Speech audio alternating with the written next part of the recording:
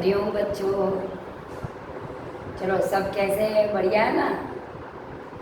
चलो अब नया सत्र हमारा शुरू हो गया है, तो अभी पढ़ना तो पड़ेगा सबको, है ना। तो अभी जो बच्चे थर्ड में थे, फोर्थ में गए, मतलब चौथी कक्षा में चले गए हैं, तो अब हम लोग क्या करना पड़ेगा, हमें अब पढ़ना पड़ेगा सबको, है ना। पढ़ेंगे नहीं तो कैसे आगे बढ़ेंगे, पढ़ेंगे तो ही बढ़ेंगे, है ना।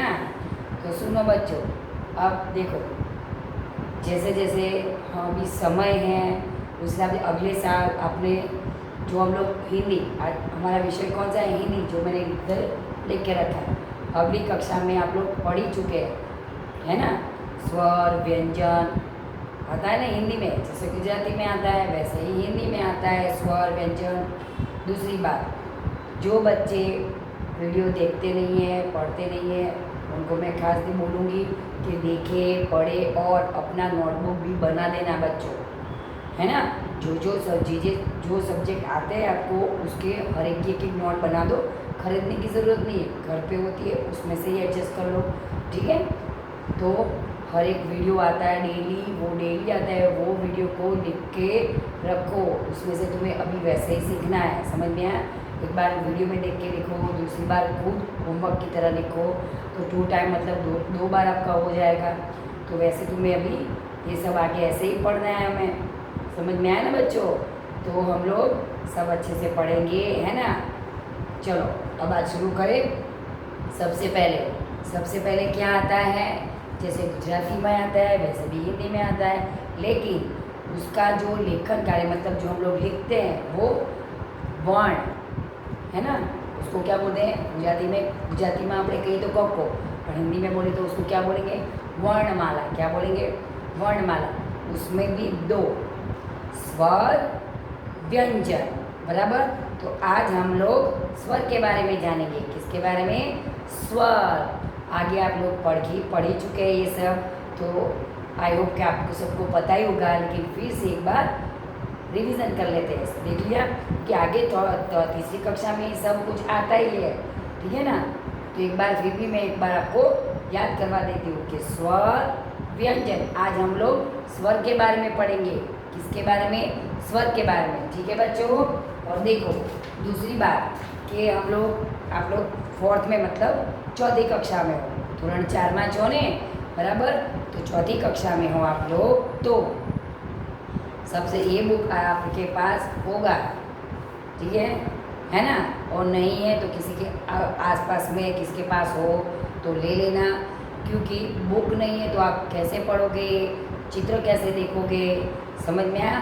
तो होती है तो अच्छा है कि हमारे पास ये बुक होगी तो हम लोग पढ़ेंगे, लिखेंगे, समझ में आया। तो देखो ये अभिनव हिंदी कक्षा 4, समझ में आया, ये बुक है। और आज हम लोग पढ़ेंगे स्वर के बारे में, ठीक है। चलो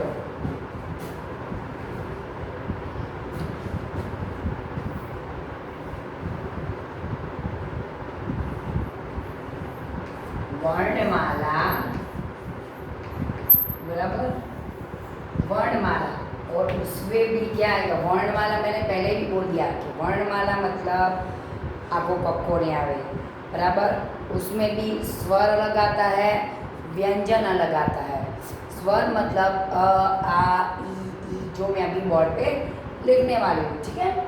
और व्यंजन मतलब क से कमल, ख से खरगोश, ग से गमला, जो बोलते उसको व्यंजन बोलते हैं, है ना। तो व्यंजन के बारे में हम लोग बाद में बात करेंगे, पहले वर्णमाला। लेकिन स्वर, किसके बारे में, स्वर, समझ में आया। आवड़े છે ને બધાને કે નથી आवड़તું। फिर दूसरी बात कि जो बच्चा वीडियो देख रहा है वो साथ में नोट बना ही ले, क्योंकि नोट बनाओगे तो ही तुम्हें पता चलेगा कि इसको मतलब प्रैक्टिस तो करनी पड़ेगी ना। वीडियो देख लिया मतलब लिखा नहीं तो चलेगा नहीं, क्योंकि नोट तो कंपलसरी बनानी ही है, समझ में। कभी भी मैं नोटबुक मंगवाऊँगी, मैं पहले दिन से ही बोल देती हूँ, समझ में आया, कि नोट हिंदी की कंपलसरी बनानी रहेगी हर एक वीडियो की।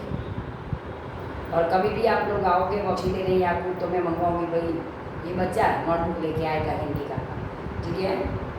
समझ में आया ना? तो याद रखना कि कभी भी मैं नोटबुक मंगवाऊंगी, ये मैं पहले दिन से क्यों बोल रही हूँ कि कभी भी बाद में आगे आप लोग बोलोगे हेलो मैम ने तो हमें बोला ही नहीं था कि आप लोग नोटबुक चेकिंग के लिए मंगवाओगे, तो भाई हम लोग क्या आगे का तो लिखा ही नहीं, इसलिए मैं पहले दिन से बोल देती हूँ कि नोटबुक कंपलसरी बना देना। ऐसा नहीं बाहर से खरीद के लाना है, घर में पड़ा हो, चौपड़ा वो बड़ा वाला होता है वो A4 साइज़ का, वो तो भी चलेगा, नोटबुक भी चलेगी। दूसरी बात, हम कोई भी काम करते हैं, अभी बच्चों का राइटिंग देखो, जो लिखते हैं वो प्रॉपर लिखना है, मतलब सही लिखना है, समझ में आया? गंदी राइटिंग हो गई तो नहीं चलेगा। हाँ, एकदम राइटिंग अच्छा होना चाहिए, अप टू डेट। देखो बोर्ड में भी मैं लिख रही हूँ, ठीक है, आपके पास बुक होगा तो उसमें भी वो चीज़ है, स्वर है ना, तो अच्छे से लिखना। राइटिंग मतलब लिखाई हमारी अच्छी होनी चाहिए। चलो अब हम लोग स्वर के बारे में देखते हैं। ये सब मैं पहले से आपको बोल रही हूँ कि गंदा नोटबुक होगा तो मैं पूरा नोटबुक फिर से लिखने के लिए जब भी मैं मंगवाऊँगी, जहाँ तक चला होगा उधर तक मैं दूसरी नोट में लिखवाऊँगी। इसलिए बेटर है कि फर्स्ट जो आप फर्स्ट वीडियो लिख रहे हो उधर से फर्स्ट वीडियो में पहले से ही अच्छी राइटिंग में लिखे, समझ में आया? और समझ के साथ। और जो बच्चा देखो, जो बच्चा लिखता है वो एक दो बार उसको पढ़ भी ले, लिखना तो सबको ही है, ठीक है, सबको लिखना है, लेकिन लिखने के बाद जो हम लोग लिखते हैं डेली उसको हमें 2 बार 3 बार यार उसको रीडिंग करना पड़ता है। एक बार क्लास पर वीडियो देख के लिख दिया तो दूसरी बार कहाँ लिखोगे? होमवर्क की। होमवर्क हम लोग घर स्कूल में आते थे तो लिखते थे ना, स्कूल की नोटबुक, होमवर्क घर की नोटबुक, तो उसमें भी लिखना पड़ेगा। इसलिए दूसरी नोट पे भी वो चीज़ लिखो। तब क्या स्वर लिखा है तो स्वर लिख दो, फिर उसके गुजराती मीनिंग भी लिख दो, उसके मतलब अ से अनार, अनार मतलब दाड़म, पड़ी तो वैसे अ से अजगर, अजगर मतलब अजगर, तो वो वर्ड जो गुजराती वर्ड वो मैं लिखाऊंगी वो आप लोग लिखोगे। और दूसरा होमवर्क के आप समझ के दूसरी नोट में भी उसको लिखोगे, मतलब 2 बार लिखना है। एक मैं तो वीडियो में लिखाऊंगी, वो तो लिखोगे, जो एक बार तो लिखना ही है, लेकिन दूसरी बार आप बच्चे बड़े हो, छोटे बच्चे नहीं हो, ठीक है, तो होमवर्क के लिए प्रैक्टिस के लिए दूसरी नोट में भी लिख सकते हो। समझ में आया ना? 2 बार लिखोगे तो क्या हो जाएगा, वो चीज़ हमें अच्छे से लिखना भी आ जाएगी, पढ़ना भी आ जाएगा। कि कोई भी चीज़ सीखते हो उसका प्रैक्टिस चाहिए। क्या चाहिए? प्रैक्टिस। कोई भी सब्जेक्ट हो, कोई भी वर्ड हो, मतलब इंग्लिश के वर्ड हो, स्पेलिंग हो, घड़िया मतलब अपने कपहाड़ा हम लोग घड़िया बोलते टेबल, वो हो, कुछ भी हो, एक बार सीख लिया, दूसरी बार सीख लिया, फिर छोड़ दिया तो नहीं चलेगा। उसको कोई थोड़े दिन गए, चलो एक बार पढ़ लिया, दूसरी बार पढ़, लेकिन स्टार्टिंग में तो आपको उसको कंप्लीट सीखना ही रहेगा। समझ में? 1-2 बार पढ़ने से वो आता नहीं है, कुछ भी चीज़ नहीं आती है सिवाय मोबाइल, है ना। मोबाइल देखो तो बच्चा नहीं रहता, उसको पूरा मोबाइल आता है। समझ में आया बच्चों? इसलिए हमें पढ़ना है बेटा, समझ के सीखना है सब कुछ, कॉपी नहीं मारवानी, जो लिखा है उसको हमें समझना भी है, साथ में समझोगे तो ज़्यादा कर पाओगे, और जितना अच्छे से समझ के करोगे तो वो रट्टा नहीं मारना पड़ेगा। बोलते हैं ना, मैंने तो याद कर लिया, नहीं, अ है तो अ से अजगर मतलब अ से अनार, समझ में आया? तो वो दाड़म तो वही होता है, समझ में आया? तो उसको पढ़ो साथ में, और आ से आ, ई से ई से ईख, इमली, उसे उल्लू, उसे उल, बस वो सब लिख दिया और फिर नोट छोड़ दिया। वैसा नहीं, आज पहली बार है, फर्स्ट डे, इसलिए मैं बोल रही हूँ, ठीक है। ये बाद में मैं बाद में नहीं बोलूँगी। चलो अब हम लोग स्वर के बारे में सीखेंगे और समझेंगे, ठीक है। चलो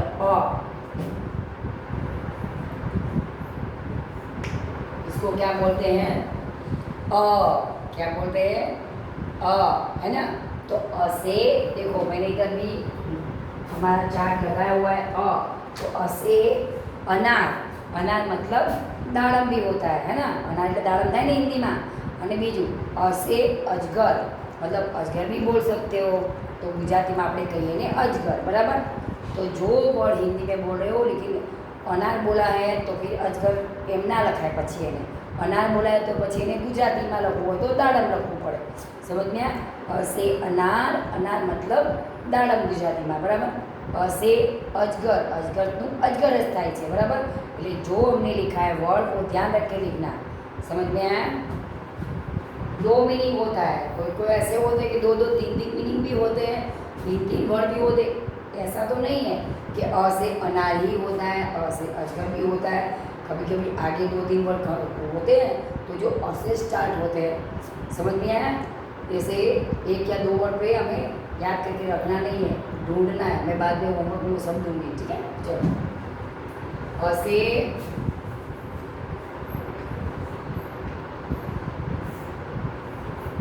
अनार, क्या होगा? अनार। उधर देखो, इधर आपको इधर चित्र में भी दिखाई दे रहा है कि अ से अनार मतलब दाडम। क्या होता है? दाडम। समझ में आया? दूसरा क्या होता है? अ के बाद कौन सा स्वर आता है? आ से आम। क्या आता है? आ से आम। समझ में आया? तो अभी आम मतलब कैरी, है ना। जो अभी सीजन चल रहा है कैरी, तो आम मतलब कैरी। कैरी तो सबको पसंद होती है ना। कैरी सब बच्चे को आम पसंद होता है ना। आम मतलब कैरी। गुजरातियाમાં આપણે એને કેરી કહીએ, પણ हिंदी में उसको क्या, हिंदी में हम लोग क्या बोलते हैं उसको? आम। तो इधर आ है, क्या है? आ। तो आ से आम क्या होगा? आ से आम। आम मतलब कैरी। क्या होगा?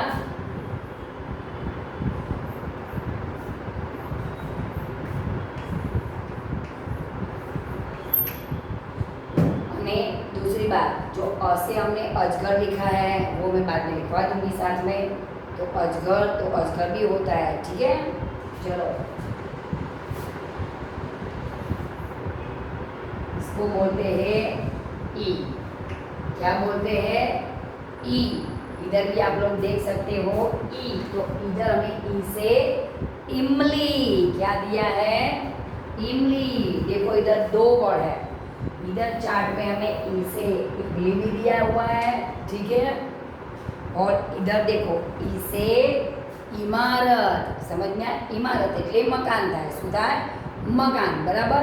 तो ई से इमारत और ई से इमली, क्या होता है? इमली। तो तुम लोग इमारत भी लिख सकते हो, इमली भी लिख सकते हो, है ना। क्या?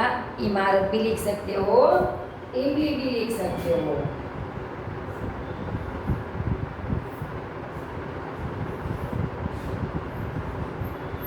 ई से इमारत, इमारत मतलब मकान। क्या होता है? बड़ी होती है उसको इमारत बोलते हैं, क्या बोलते हैं? और ई से दूसरा होता है इमली। मैं इधर लिख रही हूँ, ठीक है, लिखती हूँ, लिख लेना। आप देख लो, मैंने दूसरा वर्ड भी लिख दिया है इधर। ई से इमली, ये छोटा ही है। कौन सा ही? छोटा ही है। इसे इमारत मतलब गुजराती में उसको इमारती, मतलब इमारत किसको बोलते हैं? 1 2 3 4 ऐसे फ्लोर होते हैं ऊपर, जैसे जिसको हम फ्लैट बोलते हैं, वो इमारत होती है। समझ में आया? तो ये छोटा ही है, इसमें भी ई 2 आएगा। कितने ही? 2। छोटा ही, बड़ा ही। इसकी भी मात्राएं भी आती है। हर एक स्वर की अपनी अपनी एक मात्रा है। समझ में आया? मात्रा हम लोग आगे करेंगे, ठीक है। लेकिन अभी उसका जो एक एक स्वर है उसका हमें एक एक शब्द लिखना है। तो इसे इमारत और दूसरा है इमली मतलब आंवली। हाँ, जिसको हिंदी में આપણે ગુજરાતીમાં આંબલી કહીએ ને, उसको गुजराती में क्या बोलते हैं? गुजराती में आंवली, पर हिंदी में इमली, है ना। उसको हिंदी में क्या बोलते हैं हम लोग? इमली, ठीक है। चलो आगे, ये छोटा ही है। कौन सा ही? छोटा ही। अब हम लोग बड़ा ही लिखेंगे। क्या लिखेंगे? बड़ा ही। देखो दोनों में क्या डिफरेंस है? ये 2 ई ही है, लेकिन एक छोटा है, एक बड़ा है। देखो छोटा है, सब बड़े के ऊपर देखो, है ना। ये बड़ा ही है। ई क्या है? ई। तो ई से ईख क्या होगा?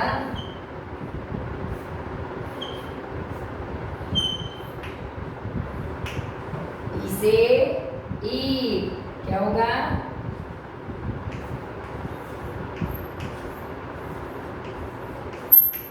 शेरडी।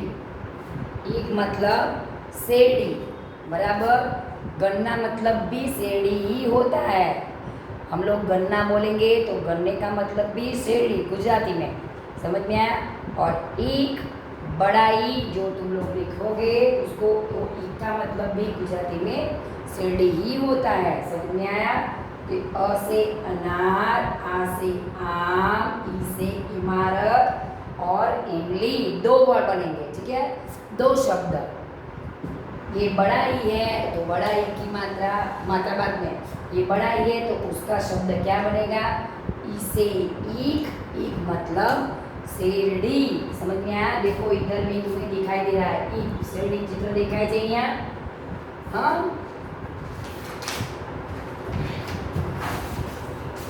दिख रहा है इधर, देखो ये ईक मतलब शेरडी, समझ में आया? इधर गुजराती में नहीं लिखा है, लेकिन ओनली इधर क्या लिखा है? ई बड़ा ई है तो इसका ईक, क्या लिखा है? एक। चलो अब आएगा ओ, लेकिन कौन सा ओ? छोटा ओ। कौन सा ओ? छोटा ओ आएगा, क्या आएगा? छोटा ओ, समझ में आया? तो उसे उल्लू, क्या होगा? उसे उल्लू, क्या होगा? उल्लू। उल्लू मतलब, उल्लू मतलब क्या होगा? कुंवर, क्या होगा? हिंदी में उसको घुवड़ बोलते हैं, क्या बोलते हैं?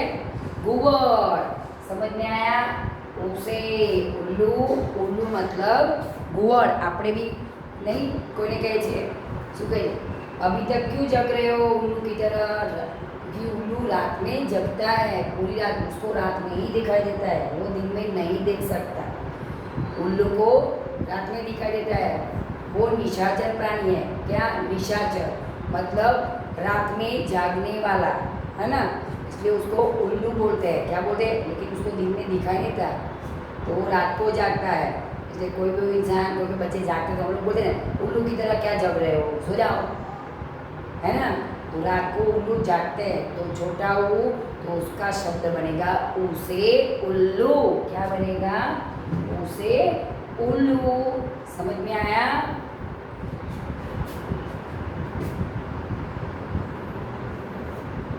अब ये है बड़ा ऊ। कौन सा?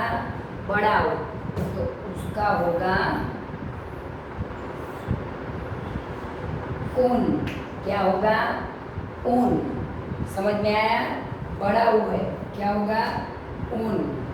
तो ये छोटा है, ये बड़ा है, तो ऊन मतलब ऊन, जिसको हम गुजराती में स्वेटर, फिर स्कार्फ, फिर मफलर, सॉक्स, मोजा, जो हम लोग सब ठंड की सीज़न में पहनते हैं ना, वो वूलन क्लोथीज जो ऊन से, मतलब ऊन से बनता है। इंग्लिश में उसको वूलन बोलते हैं, मतलब गर्म कपड़ा, समझ में आया? लेकिन हिंदी में उसको ऊन बोलते हैं, गुजराती में भी उसको ऊन बोलते हैं, है ना? लेकिन लिखना अलग होता है, समझ में आया? हिंदी में किसी बच्चे ने लिख दिया ऊन, ऐसे, तो ऐसे भी ऊन नहीं होता है, समझ में आया? तो ये गलत पड़ता है, तो देखिए हिंदी में कैसे लिखते हैं? बड़ा ऊन। देखो इसमें क्या डिफरेंस है? जब ये मात्रा लिखनी आएगी तब सुनो, ये उल्लू, क्या है? उल्लू, उल्लू, ऐसे हम लोग नहीं बोलते उसको, उसे उल्लू, मतलब उसका स्वर ऊपर तक नहीं जाता है, समझ में आया? क्योंकि वो छोटा ऊ है। कौन सा ऊ? छोटा ऊ। लेकिन देखो इसके लिए ऊन, वो अपने आप ही उसका स्वर जो ऊपर तक जाता है, ऊ मतलब देखो लंबा था, ऊन, क्योंकि वो बड़ा ऊ है, इसलिए उसका स्वर ऊपर थोड़ा जाता है, समझ में आया? ऊन। तो ये 2 चीज़ जो आपको समझ में आ गई, तो हिंदी की मात्रा समझ में आया? जो मात्राएं आपको लिखनी होती है, समझ में आया, जो शब्द आप लोग लिखते हैं उसमें कभी गलती नहीं होगी, क्योंकि तुम्हें मात्राओं की समझ होगी। लेकिन जो मात्राओं की समझ नहीं होगी तो आप हिंदी में भी लिखोगे तो भी गलत वर्ड ही लिखोगे, गलत शब्द, क्या गलत शब्द। लेकिन जो मात्राएं आपको दिमाग में आ गई, ये इसकी एक एक मात्रा है, वो हम लोग नेक्स्ट वीडियो आएगा उसमें सीखेंगे, ठीक है। लेकिन मैं आप लोगों को सिखा दूँ, वैसे ई में भी वही चीज़ है, ठीक है, वो भी मैं ले रही हूँ, ठीक है। ऊ तो बड़ा हुआ है तो ऊ से ऊन, ऊ से ऊन, वो लंबा जाता है, दो चीज़ समझ में आ रही है। हाँ, तो ऊन मतलब ऊन ही होता है जाति में भी उसका, ठीक है। तो अ आ ई ऊ, समझ में आया क्या, अ आ ई ऊ। चलो पहले मैं वही सही ये चीज़ समझा के फिर आगे जाएंगे। ये अ, तो अनार, तो अनार मतलब दाड़म, और दूसरा मैंने आप लोगों को बोला था अजगर भी होता है, ठीक है, वो भी मैं इधर लिख देती हूँ।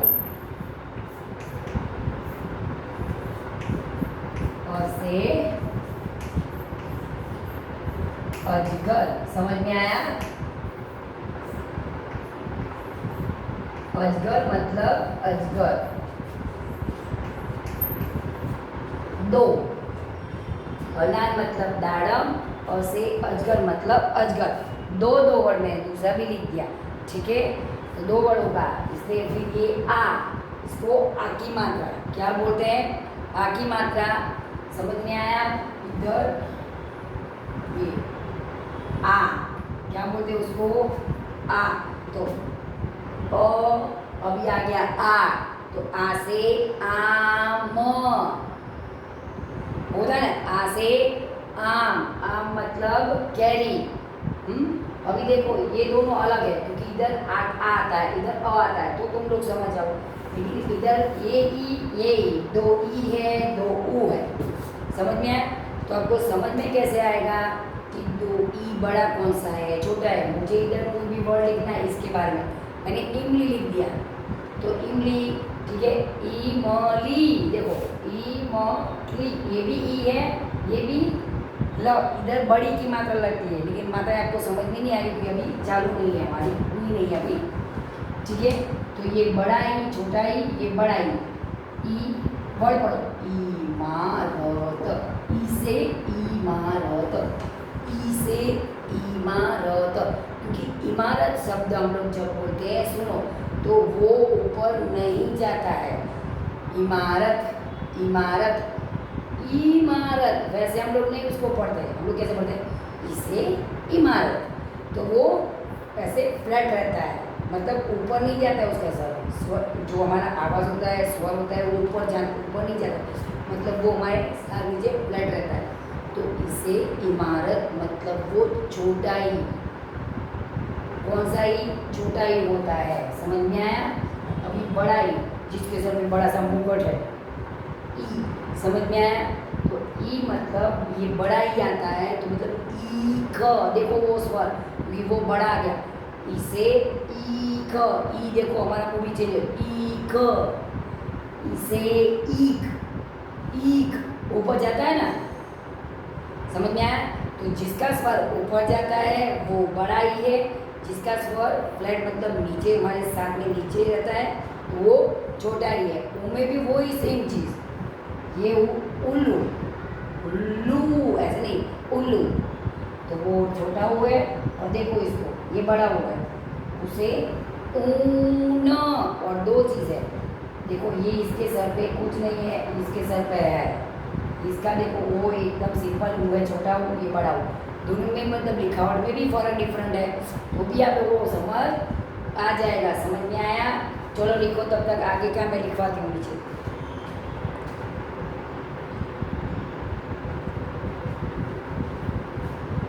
चलो वो हो गया, और बनेगा ऋषि, तो ऋषि, ऋषि क्या होगा, उसको हम लोग ऋषि भी बोलते हैं,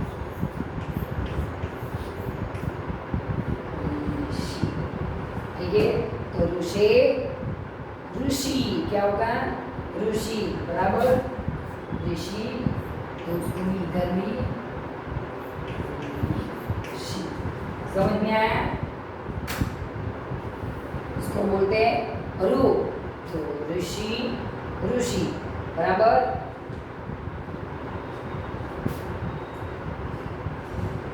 अब आएगा ए से एडी, क्या आएगा? इसमें भी देखो दो ए आएगा। कौन से? दो ए, एक मात्रा वाला और एक सिंपल वाला। ए से एडी क्या होगा?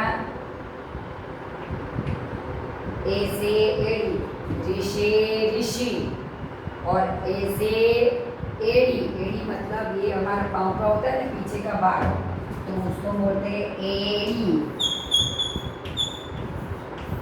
ए से एडी, और दूसरा ए आएगा ए से, देखो ये मात्रा वाला है, ऐनक, ऐनक मतलब चश्मा, क्या होगा? ऐनक मतलब चश्मा। समझ में आया? इधर भी दो ए है, एक मात्रा वाला है, देखो इसको भी ए से एडी।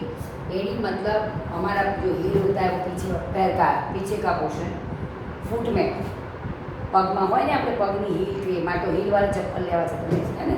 गर्ल्स बोलती है ना, छोकरे बोले हाँ हील। ए से एडी, समझ में आया?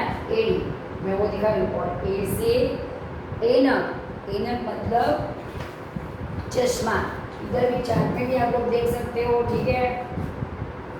ये रहा देखो, ए से एडी मतलब ये पैर वाला पोर्शन, पीछे का भाग, ठीक है? ऋषि ऋषि, ऐसे एडी, और एनक मतलब चश्मा। क्या होता है? एनक मतलब चश्मा। समझ में आया? ये इसके ऊपर एक मात्रा है, ये के ऊपर एक मात्रा नहीं है। समझ में आया? तो एडी एनक दो ए आएंगे, एक मात्रा वाला ए ऊपर और एक बिना मात्रा वाला, तो ए से एडी। समझ में आया? ओके चलो, अभी क्या है? ओ से ओखली। क्या होगा? ओखली मतलब जो हमारी मम्मी होती है वो लहसुन मिर्ची सब ऐसे उसके टुकड़े करती है ना, टूटती है ना, ऐसे ओखली। खांडड़ी कहवाय, શું કહેવાય? खांडड़ी हम लोग बोलते हैं ना। ओ से ओखली मतलब खांडड़ी, है ना?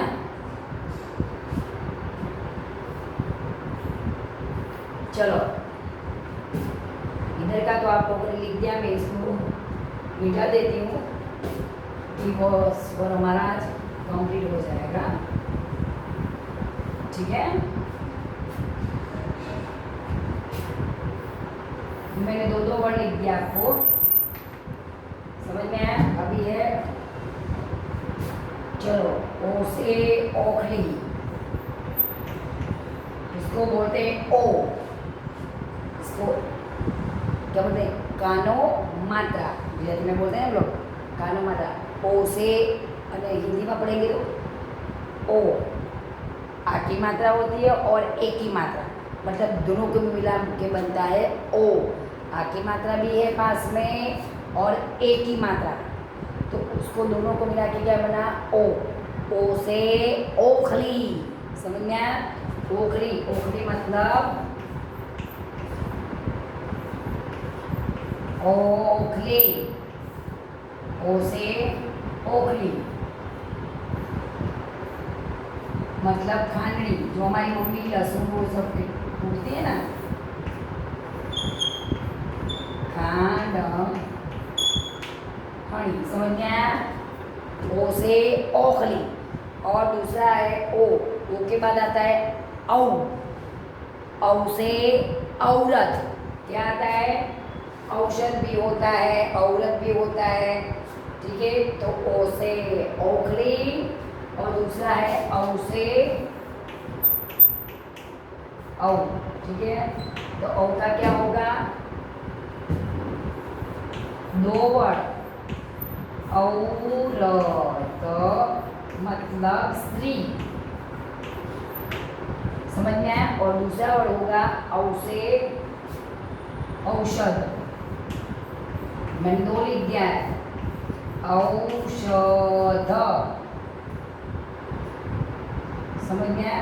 औषध मतलब दवा, क्या होगा, औ से औरत, औरत मतलब स्त्री, औ से औषध मतलब दवा, क्या होगा, दवा।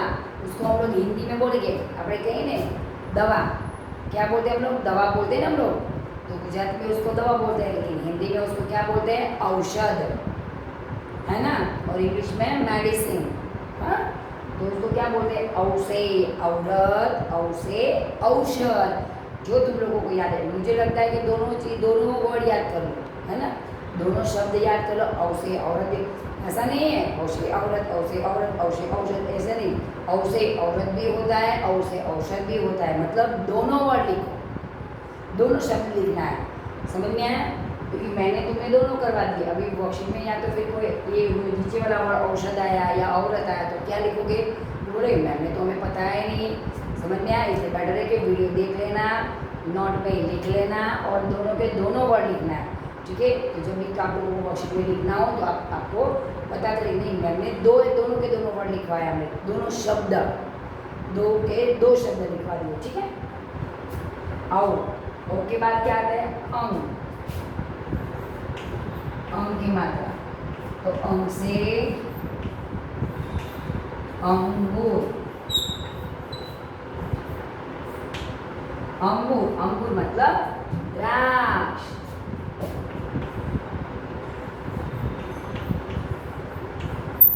अंग से अंगूर, अंगूर मतलब द्राक्ष, क्या होगा, अंगूर मतलब द्राक्ष, ठीक है।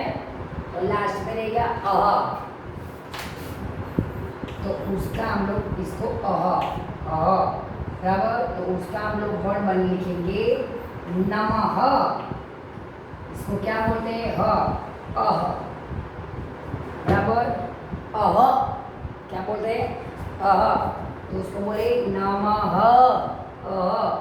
नमः, है ना। तो कौन सा नमः मतलब क्या होगा, नम,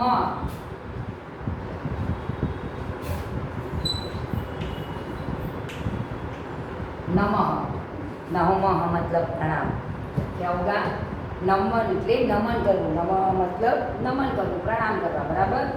तो अह उसका वर्ड बना नमः, और गुजराती में भी उसका वर्ड कौन सा बना, शब्द नमः, कौन सा शब्द, नमः, बराबर। नमः मतलब प्रणाम, याद रखना बच्चों, ठीक है। तो ये हमने क्या लिखा आज, स्वर, क्या लिखा, ये हमने लिखा स्वर लिखे, ठीक है। वर्णमाला में पहले हमने आज स्वर सीखा, ठीक है। एक बार फिर भी मेरी आपको रीडिंग पढ़ा देती हूँ, ठीक है, रीडिंग में। चलो, अ से अनार, और दूसरा सिखाया था अ से अजगर, आ से आम मतलब कैरी, ई से इमारत, इमारत मतलब इमारत जो 3-4 ऊपर बिल्डिंग, मतलब हम लोग फ्लैट बोलते हैं, ठीक है। और दूसरा होगा ई से इमली, इमली मतलब आंवली, समझ में आया, ये बड़ा ही है, ई का मतलब होगा ई से ईख, ईख मतलब शेरडी, है ना। चलो, ऊ से उल्लू, ये छोटा हुआ है तो ऊ से उल्लू, उल्लू मतलब भुवन, और ये बड़ा हुआ है ऊ से ऊन। मैंने 2 लोगों को डिफरेंट आता है वो दिखाया, इसमें भी समझा है, इसमें भी समझा है, क्योंकि वो स्वर का डिफरेंट होता है, मतलब उसका जो छोटा ही है उसका फ्लैट मतलब नीचे रहता है, बड़ा ही उसका ऊपर जाता है थोड़ा, कैसे, ईख इमारत, इसे ईख, इसे ईख, ईख क्योंकि वो हमें पेट से निकलना पड़ता है, इसे ईख ट्राई करना, और इसे इमारत, इसे इमारत वो गले से निकलता है, इसे इमारत वो गले से स्वर निकलता है, और इसे ईख, इसे ईख वो हमारे पेट के अंदर से निकालना पड़ता है स्वर उसका, समझ में आया। तो इसे इमारत, इसे ईख उल्लू हो गया, और हो गया ऋषि ऋषि ऋषि मतलब ऋषि, वो तो तुम लोगों को पता ही है क्योंकि आगे भी आप लोग ये चीज़ पढ़ चुके हो। ए से एडी, एडी मतलब पैर का फुट का पोर्शन पीछे वाला जो हम लोग हेड बोलते हैं, ठीक है। और ए से एनक, एनक मतलब चश्मा। और ओ से ओखली, ओखली मतलब खांडड़ी, जो मम्मी वो लहसुन मिर्ची सब कूटती है ना ऐसे ऐसे, और है ना। औ से औरत, और दूसरा औ से औषध, औषध मीन्स दवा, ठीक है। अंग से अंगूर, अंगूर मतलब द्राक्ष। और अह तो उसका वर्ड बना क्या बना, नमः। और गुजराती में भी उसको हम लोग लिखा, हमने क्या लिखा, नमः लिखा है, लेकिन नमः मतलब प्रणाम होता है ना। नमन करो, नमः मतलब प्रणाम करो, नमस्कार करवा। समझ में आया? चलो आज हमने बच्चों आज क्या सीखा, स्वर सीखा, ठीक है। तो आप लोग ये नोट में लिख दोगे।